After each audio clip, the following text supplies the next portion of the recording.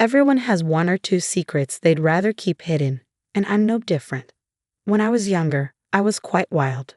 Now, I'm a quiet and unassuming woman, but losing my parents at 15 sent me down a wrong path. I ended up joining a gang of troublemakers. I got some of the girls from the gang together and started our own group. Because my dad made me learn wrestling when I was a kid, I was known around town for being really strong, even stronger than the boys. My time in that world ended after I met someone special, but living that kind of life leaves some issues behind. My name is Nancy, and now I'm 35. I live as an ordinary housewife and work at a local supermarket. With my light makeup and quiet personality, no one would guess that I once wore bright makeup and rode motorcycles. Yes, I was in a gang and even led a group of girls. But then I met my husband Joshua and everything changed. It all began 10 years ago during a fight with another gang. They were always causing trouble whenever we met. One day, things got really intense. Joshua stepped in unexpectedly to help his brother, who was part of the other gang. As everyone was fighting and falling, Joshua and I were the only ones left standing. I even remember him laughing when he realized his brother wasn't even there. Despite the chaos, Joshua seemed really calm and composed. I couldn't help but notice. "Hey, you're pretty cool," I said to him. "Me? Really? Looking like this? You must have some strange tastes. Were you calling out for someone named Noah? Did you find him?" "No, it turns out my brother wasn't here." That's how our quiet chat began. Joshua's brother was a troublemaker beyond saving. Joshua even took up boxing to try and set him straight. He couldn't stand by and watch wrongdoing happen. He seemed like a guy full of fairness. As we talked more, we got closer. We started seeing each other more often, and it was clear we liked each other. But Joshua didn't like troublemakers back then. Even though we liked each other, my past in the gang held us back. Eventually, Joshua said he'd only be with me if I left the gang for good. Tired of all the pointless fights, I decided to leave the group. We started dating and got married 5 years later. The gang I used to be in got broken up by another group 2 years after I left. After marrying Joshua, I changed a lot and became a calm and graceful woman. But our peaceful life got shaken up by a certain neighbor, Joshua's sister Somia and her husband. One morning, as I was seeing Joshua off to work, the doorbell rang. Who could that be? I wondered. I'll check. Suddenly, Joshua looked surprised. "Somia," he exclaimed, recognizing his sister, whom I had met once at a family dinner. "Hey Joshua, we've moved in next door today. Please take care of us," she said. "Hello, I'm Tommy, Somia's husband. Looking forward to getting along," he added. They started off with a rude attitude, but since Sonia was Joshua's sister, I couldn't be too confrontational. We usually got along with our in-laws, so I didn't want to start any trouble. It turns out Tony was the one who got Joshua's brother Noah into the troublemaking world. They went to the same high school and were a year younger than Joshua. Joshua turned 34 this year, so they must be 33. Somia, who's 3 years younger than Joshua, should be 31. "Joshua, too bad about your brother, huh?" Tony remarked. "I don't care about Noah anymore. Even you." Joshua was visibly angry. His brother had passed away due to a fight. Joshua's brother and sister apparently never got along well. Somia felt ignored in favor of her brother and developed a rivalry, which eventually extended to Joshua as well. Joshua once mentioned how tough it was to deal with his sister, preferring to focus only on his brother. Unlike me, Sonia was also in a delinquent group before. Unlike her, Noah was forced into it by Tommy. Seeing his siblings change, Joshua probably felt even more determined about justice. As the three of them stared each other down, I spoke up from behind Joshua. "Joshua, you need to leave for work soon." "All right," he replied. "Running away, Joshua. Remember, I haven't forgotten that you laid hands on me," Somia sneered. "That was because you attacked Noah." "All right, both of you enough. We're done here," Somia declared. With Somia's words, Joshua left for work, the issue still unresolved. But then the harassment from Somia and her husband began. About an hour after Joshua left, the doorbell rang, but nobody was there when I checked. Another hour passed, and there was a loud noise at the door, like something was being thrown. When I looked, there was a pile of cardboard boxes dumped in front of our door. "What's going on?" I muttered to myself. Since nobody was around, I decided to ignore it and went back inside. But then I heard a small popping sound from the balcony. I rushed over and found 3 broken eggs. We live in a corner apartment next to Somia's new place. This means the harassment likely came from her apartment since there are no neighbors on one side, and it's too high for someone from below. Angry, I decided to confront my next-door neighbors. "Hey, is that you? What do you want, showing up like this?"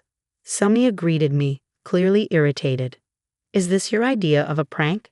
Throwing eggs on our balcony? It had to be you or your husband. The angle only makes sense from your balcony." Somnia glared at me and said, "What? Don't be ridiculous. Do you have any proof that we did it? Making false accusations won't help. I'll call the cops." Even though she used to be in a gang, her quick resort to the police in this situation seemed odd to me.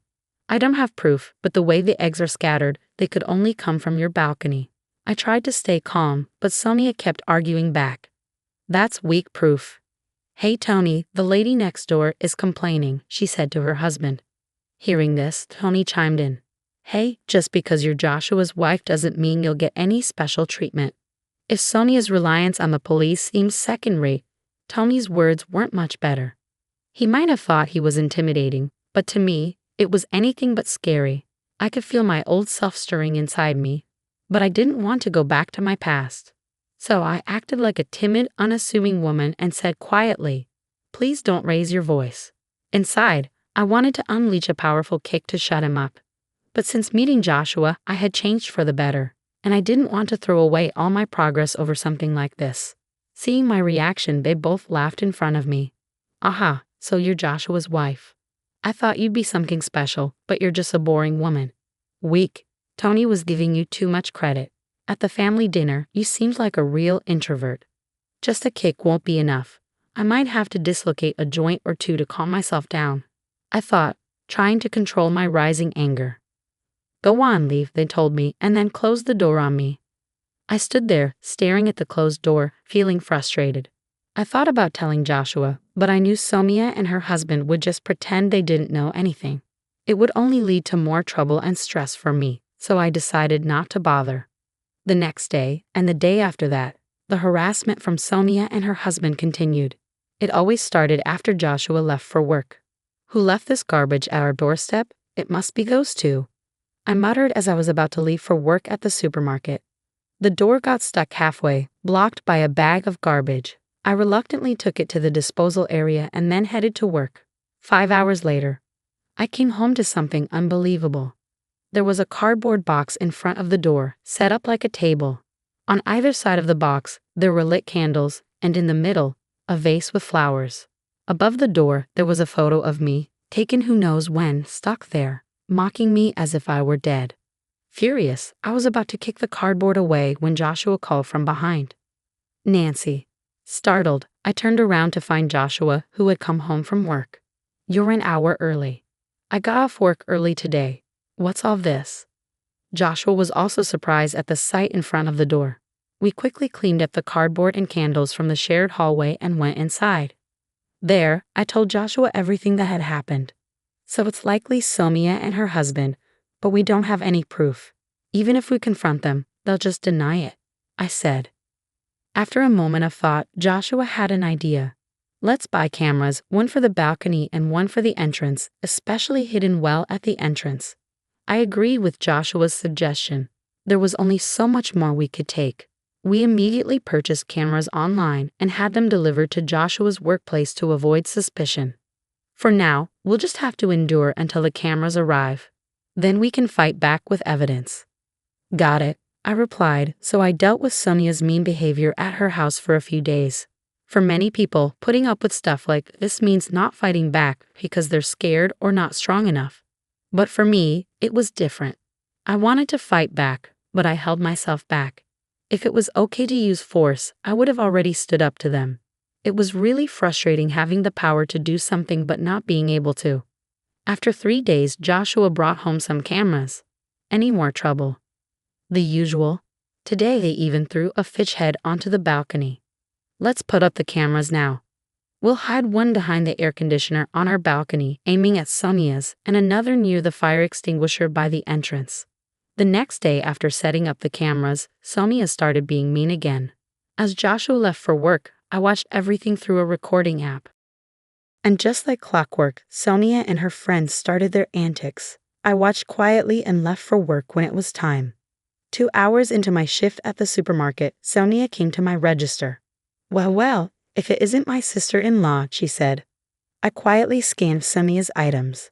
It was obvious from her tone that she knew it was me, and she was being really rude. Aren't you cold for a cashier? Shouldn't you be nicer? Come on, give me a discount on this. Other customers in line looked worried as they watched us. A man in the line spoke up to Sonia. Hey, can't you see she's uncomfortable? Sonia turned to him, looking angry. Shut up, it's none of your business. The man seemed defeated by Sonia's reaction and backed away, leaving the line. Then, I spoke up to Sonia for the first time. Ma'am, if you keep acting this way, I'll have to call security. I said it calmly but firmly. Maybe because others were watching, Sonia replied. Oh, it was just a joke. So disappointing. She left the store, leaving her items behind. The other customers were surprised by what happened. I was really mad when I got home from work. There was a note on the door that said, useless cashier. That's enough. I couldn't handle it anymore. I angrily tore off the note and waited nervously for Joshua to come back. When he got home, we watched the footage from the cameras. It clearly showed Sonia and her husband doing bad things. Now we can fight back, Joshua said, looking angry. Okay, let's go. When we rang Sonia's doorbell, Tommy answered. You two again. What do you want now? Sonia came up behind him, asking lazily, What's up, Joshua? We're ready to fight back, I thought as I started to speak, but Joshua stopped me and stepped forward. Nancy, let me handle this. Sonia told me if you keep bothering us, there will be consequences. Joshua's voice was firm and threatening. Tony replied, What, you want to fight? You got proof we did anything? You're just making accusations. Before Tony could finish, Joshua played the video from the recording app. This video shows what you've been doing wrong. We put up cameras because your harassment was too much. This made Sonia and Tony quiet, which was unusual for them.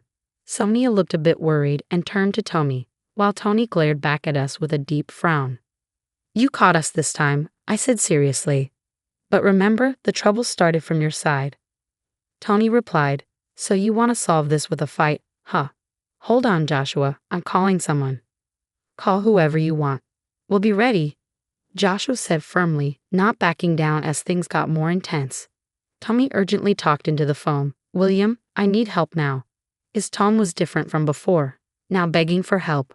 After hanging up, he turned back to us. Get ready. Willie, the toughest guy around here, is coming. He looked smug, thinking he'd win with someone else's help, but it showed he was really a coward. Why not face us yourself? I asked. Keep talking. I know your strength. This time, I brought someone special to make sure you both feel real fear, Tommy said, trying to scare us. 5 minutes later, William arrived, the guy Tommy had talked big about, but he looked surprised when he saw us. William, hey, it's been a while. Sonia and Tommy seemed excited, expecting a lot from him, but that excitement quickly faded. What's happening? Yeah, it's been a while, Will, I said, calling him Will, which left Sonia and Tommy puzzled. Joshua greeted him too. Hey Will, long time no see. The couple looked even more confused. Confused, Tommy asked, What's going on? How do you know William? Tommy looked nervous and William looked between us. I just said, Will, let's not do this, okay? Angry, Tony snapped, Stop messing around. Will, do something please. Sonia and Tony were panicking, not understanding what was happening. But then Will spoke up.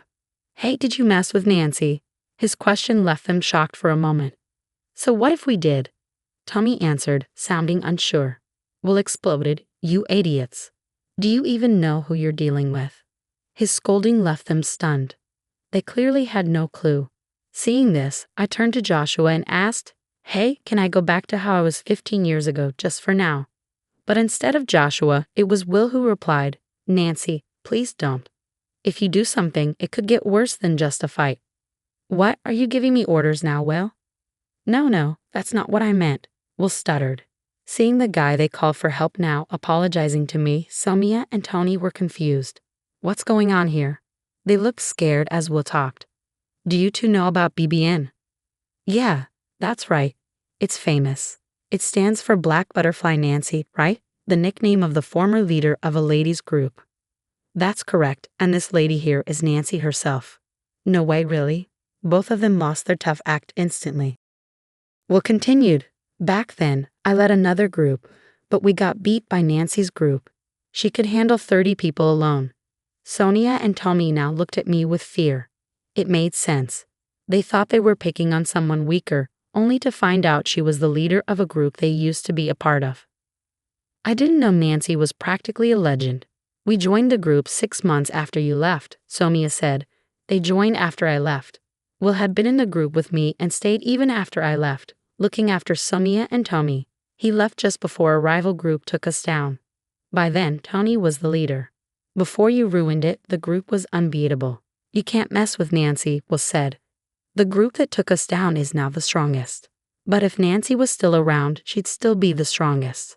Seeing Sonia and Tony crumble, Will turned to me and said, "Please forgive them for my sake." Watching Will apologize, Sonia and Tony seemed defeated. They never expected their call for help to go so wrong. "Fine, but you owe us," I said, glaring at them. They let out a small gasp. "For a month, you'll clean this apartment and our balcony since you made a mess. If you miss even one day, I won't be so nice next time." Okay, Sonia agreed, clearly intimidated.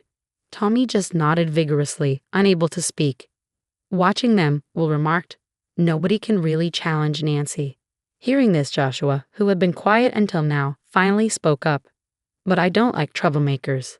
If Nancy hadn't changed, I wouldn't be here." He said it softly, and I looked up at him. "Don't worry, I won't let that side of me out again." At this, Will burst into laughter, and we all ended up laughing together. Will and Joshua knew each other because we met after I left the group. We ran into Will while on a date and ended up having tea together. Now that's settled. Why don't you join us for dinner, Will? The three of us left Sonia and Tommy slumped by the entrance and went to our apartment. Before going inside, Joshua added, "Sonia, you're my sister, so I'll let it go this time. But there won't be a next time." Watching him, I wondered if he too had that same fighting spirit as us. From that day on, Sonia and her husband stopped bothering us. They kept their promise and cleaned our balcony and the shared areas of the apartment. Even though they were just troublemakers doing chores, other residents stopped paying them much attention after a while. After a month, Sonia and her husband left without a word. Even Joshua, their family, didn't know where they went. Maybe they felt uncomfortable staying there. We didn't bother looking for them further and thought they made a wise decision. Finally, we had our peaceful life back. Neighborhood problems are common, but I never thought I'd be so involved. At least it ended well. I have a past I'd rather not talk about. Joshua has kept it secret all this time. I'm not ashamed of everything in my past, but I've learned from my mistakes. I just want to cherish my life with Joshua now, and I hope to never show my true self to anyone again. That's all I'm thinking about now.